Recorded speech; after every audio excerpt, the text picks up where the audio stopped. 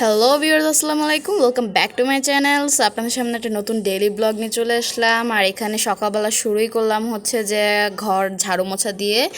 So first হচ্ছে আমি আমার বিছানাটা ঝাড় দিয়ে নিব, কারণ আমি কেবল ঘুম থেকে উঠছি। অবশ্য খাওয়া দাওয়া শেষ, মানে কাজ করার আগে খাওয়া দাওয়া অলরেডি শেষ করে ফেলছি।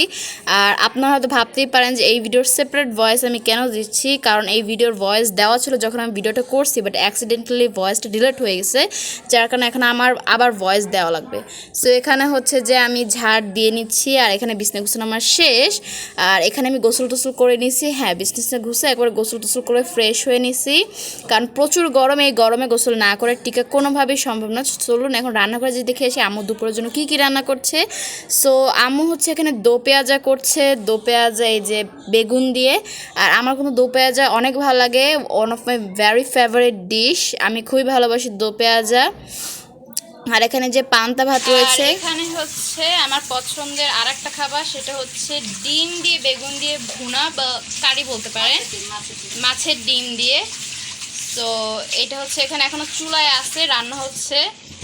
আর এখানে হচ্ছে যে লাল শাক। লাল শাক কিন্তু আমার পছন্দের একটা শাক। আমার শাকের মধ্যে পছন্দ হচ্ছে লাল শাক, আর আর কয়েকটা শাক আছে। যাই হোক, এখানে যে লেবু, তুমি কি কাঁঠাল লেবু বেশি দেবা? না না না। সো এই যে লেবু, আমরা কিন্তু ইদানিং অনেক লেবু খাচ্ছি, মানে শরবত থেকে শুরু করে ভাতের সাথে 2-3টা করে যত খাওয়া যায়, যখন দাম কমাচ্ছে, কারণ দাম বেড়ে গেলে তো আর খাওয়া যাবে না। সো তরকারিগুলো হোক, দেন আপনাদের সাথে তরকারি শেষ হওয়ার পর খাওয়ার সময় দেখা।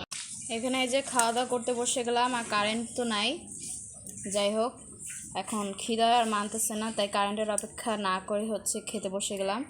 এখানে যেটা আপনাদের দেখাইছিলাম লাল শাক, মাছের ডিম দিয়ে বেগুন, আর এখানে হচ্ছে দো পেঁয়াজা।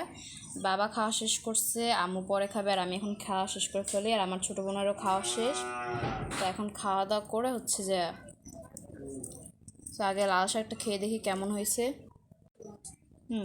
লাল শাক কিন্তু সেই হয়েছে, মানে অসাধারণ সেই রকম। আর আমার তো লাল শাক পছন্দ, শাকগুলোর মধ্যে আমার লাল শাক আরও কয়েকটা শাক আছে, ওগুলো পছন্দ।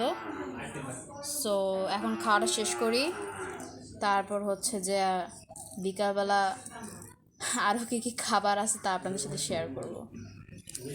সো দুপুরে খাওয়া দাওয়া শেষ করে অনেক ভালো একটা ঘুমও দিয়ে ফেললাম। আর এখন হচ্ছে বিকাল হয়ে গেছে, প্রায় 6টা বাজে।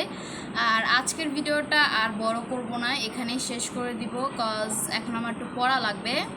হ্যাঁ, পরীক্ষার পড়া আছে, কজ কোরবানি খুলেই প্র্যাকটিক্যাল।